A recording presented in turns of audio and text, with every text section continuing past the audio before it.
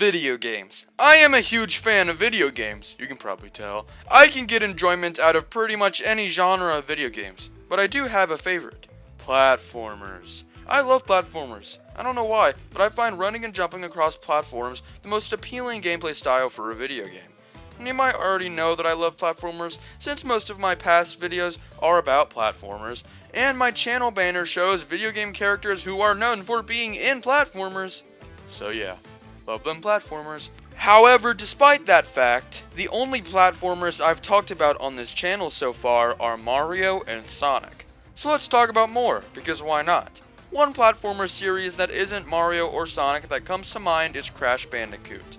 Specifically, my favorite Crash game, Crash Bandicoot 4, It's About Time. So in this video, I will be discussing my thoughts on the gameplay, plot, characters, and legacy of my favorite Crash Bandicoot game. Let's go! Oh wait, that's Mario.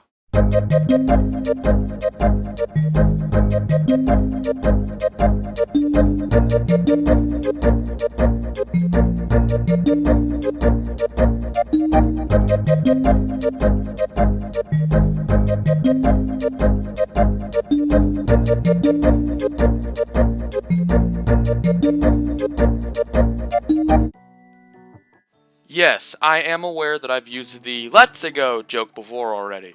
Leave me alone. Okay, so the plot of this game is pretty simplistic, which isn't actually a bad thing. Crash and Coco must find the magical quantum masks before Cortex and Entropy find them. Yes, Cortex is planning on using them to take over the multiverse. So Crash 3 has time traveling, while Crash 4 has time traveling, but across the multiverse. Ooh. Okay then, later in the game, Entropy betrays Cortex, and even later in the game, Cortex travels back to 1996 to prevent himself from creating Crash.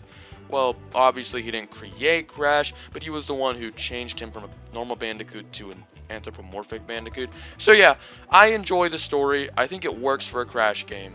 Also, I think this is just hilarious. Well, I'm sensing a real fraught history here. How many times have you beaten this clown anyway? 3. Really? Only 3? Funny. Seemed like more.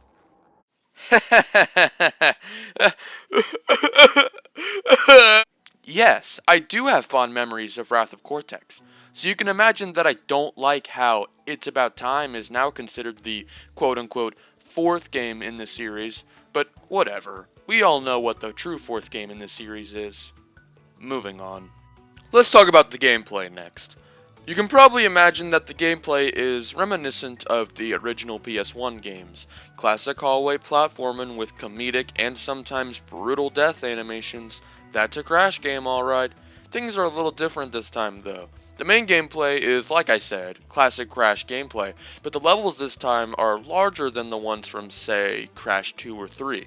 This, as well as having a world map rather than a warp room, helps the game feel more like Crash 1, which kinda makes sense since this game is celebrating the series' roots, but Crash 1 is often considered the worst out of the original trilogy. So making it feel like Crash 1 rather than the much more beloved sequels isn't really a smart idea. However, I personally don't really care, and I think this type of game should feel more like Crash 1, but I definitely understand people's complaints. So in the normal levels, you get the ability to either play as Crash Bandicoot or his genius sister Coco. I'll get into the redesigns later. Both of these characters play identically, but you do get the ability to change their outfits. That's cool. Except when it's not, In addition to the main levels, there are bonus timeline levels where you get to play as either Dingodile, returning from Crash 3, alternate universe Tana, and the man himself, Dr. Neo Cortex. None of these characters' levels are really interesting in my opinion, besides the first Dingodile level, I guess. And yeah, if you're wondering, these characters do in fact play a bit differently. I'm not really a fan of these playstyles either, so yeah, they're a neat addition, but I'm not super into them. If you are the kind of person who 100% every video game you play, then good luck playing Crash 4. This game has a shocking number of things you must do in each level. You have to beat each level perfectly. You have to collect as many Wumpa Fruit as you can, smash every single crate, not die once, and find every hidden gem. Oh, this is just stupid, man. Smashing every crate in the Crash 1 levels doesn't sound so hard anymore. If you want to 100% complete this game, then be my guest, but I'm not doing that. However, if you beat the story mode, you get a credit sequence with a hilarious narrator.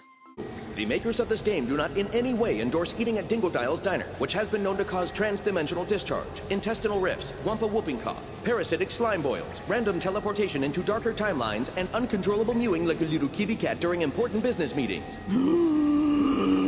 Any unauthorized exhibition, distribution, or duplication of this game will result in very hurt feelings. And why would you want to hurt our feelings? We've always said really nice things about you. We even said your new haircut looked great, even though it was kind of a weird length for you.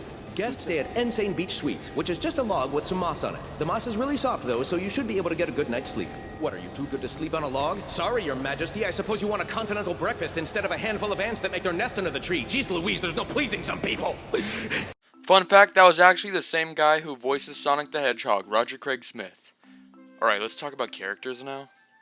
All of the Bandicoots have more cartoon-like fur textures in this game, rather than the hyper-realistic fur like in the Insane trilogy. I like this change. Moving on.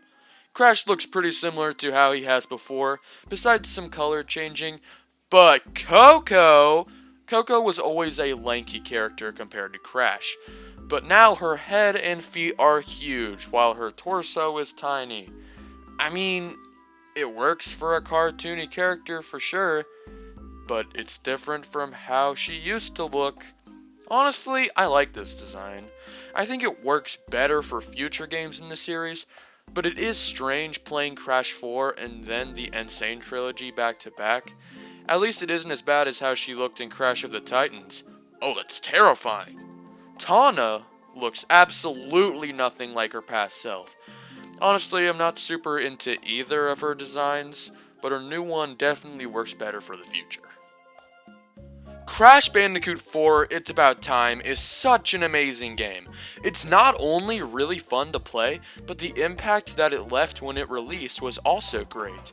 Just this year, Activision released Crash Team Rumble, an online multiplayer game that uses all of the new character designs. I am very excited to see where the series goes in the future, especially since the franchise is now owned by Microsoft. I think as long as Microsoft doesn't ruin the series like they did to Banjo-Kazooie, us Crash Bandicoot fans will be happy for a long time. Make the next game more like Crash Twinsanity. If you do that, you will make millions. Probably.